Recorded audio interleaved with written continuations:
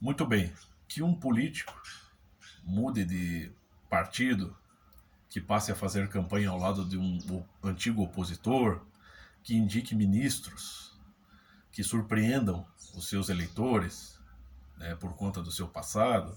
Enfim, que um político mude de opinião e de estratégia constantemente é tolerável porque faz parte do jogo. Como muito bem lembrou o professor Olavo em um de seus cursos sobre teoria do Estado, né, sacando uma expressão de Kerry Kissinger, a política é a arte do possível. Né? Portanto, ela é muito dinâmica e muito flexível. E o que me assombra, neste caso, é que as mídias, tanto as mídias conservadoras de direita quanto as mídias de esquerda, mais comunistas, socialistas, até as mídias mais isentas, tendem a acompanhar essa mudança de opinião como se eles também fossem algum tipo de autoridade, algum tipo de autoridade política, pública, né?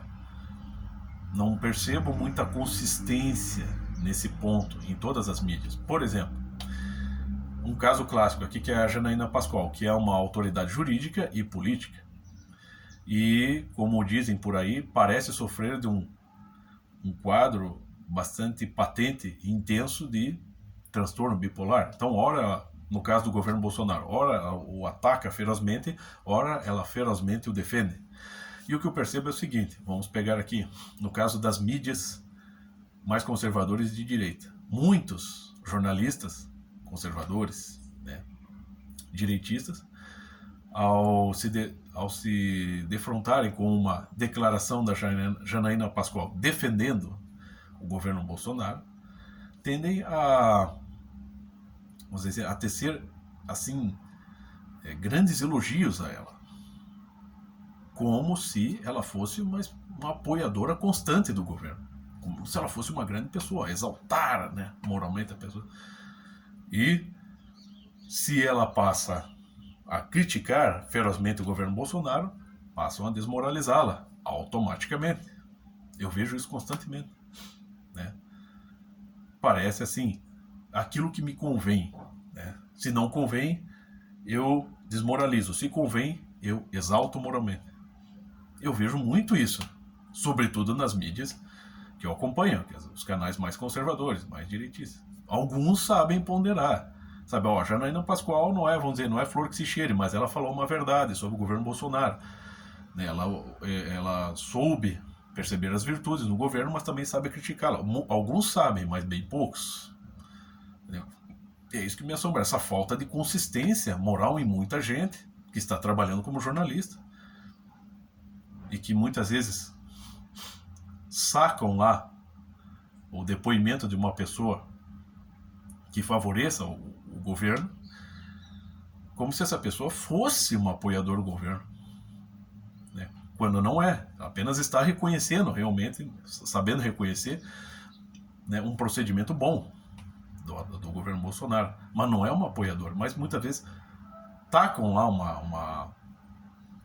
uma afirmação, uma sentença da pessoa como se ela estivesse comprometida com as suas pautas, com as pautas do jornalista e do governo, entendeu?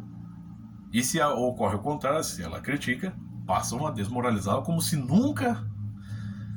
essa pessoa nunca tivesse nada para falar de bom, entendeu? Então é uma alternância, assim, né? Uma polarização realmente nesse sentido de opinião muito intensa e me parece indica uma falta de consistência diante dos fatos. Então isso para mim é assombroso. Na vida política até se compreende, né? E de fato, quando você vai lendo Shakespeare ali, né, sobretudo as tragédias, você percebe que os bastidores da vida política é um troço extremamente incoerente, contraditório, complexo, bagunçado e perigoso, né?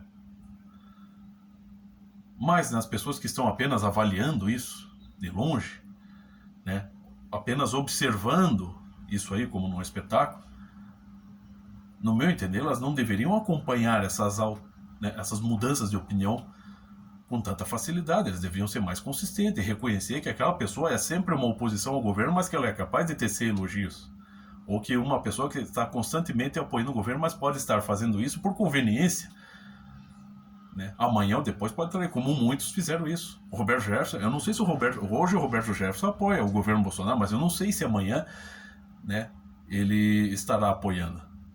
A gente não sabe, meu, né? Quando ele apareceu no passado com um olho roxo por denunciar o mensalão lá, será que foi em benefício da população brasileira ou em benefício próprio? Porque ele não recebeu, né, as vantagens que gostaria. A gente não sabe, né?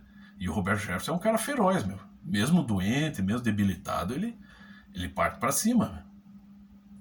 E se a coisa não agrada a ele vai enfrentar, ele vai entrar no braço, sair no braço com a pessoa ou com o partido, né? Então, mas hoje ele é tratado como um herói pela mídia direitista, conservadora. E a gente não sabe o que se passa lá por trás, com o que ele está exatamente envolvido e o que ele está pensando.